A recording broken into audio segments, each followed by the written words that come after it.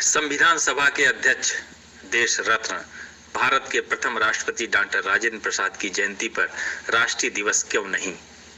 आजाद भारत के निर्माण में तीन महत्वपूर्ण नेताओं पंडित जवाहरलाल नेहरू की जयंती पर राष्ट्रीय बाल दिवस, सरदार पटेल की जयंती पर राष्ट्रीय एकता दिवस मनाई जाती है, तो संविधान सभा के अध्यक्ष, भारत रत्न, देश के प्रथम राष्ट्रपति डॉक्टर राजेंद्र प्रसाद की जयंती 3 दिसंबर पर राष्ट्रीय दिवस के रूप में भारत सरकार क्यों नहीं मना रही है?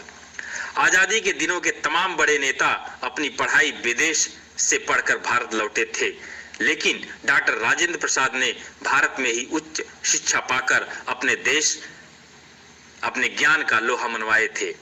वह एकलौते ऐसे परीक्षार्थी थे जिनकी प्रतिभा से प्रभावित होकर परीक्षक ने उनके आंसर शीट पर लिखा था कि परीक्षार्थी परीक्षक से बेहतर है। देश में अगली क्रांति ज्ञान की क्रांति हो रही है। ज्ञान के सबसे बड़े प्रतिरूप डॉक्टर राजेंद्र प्रसाद ही हो सकते हैं। इसलिए डॉक्टर राजेंद्र प्रसाद की जयंती 3 दिसंबर पर राष्ट्रीय ज्ञान दिवस मनाने का प्रस्ताव केंद्र सरकार पारित करे।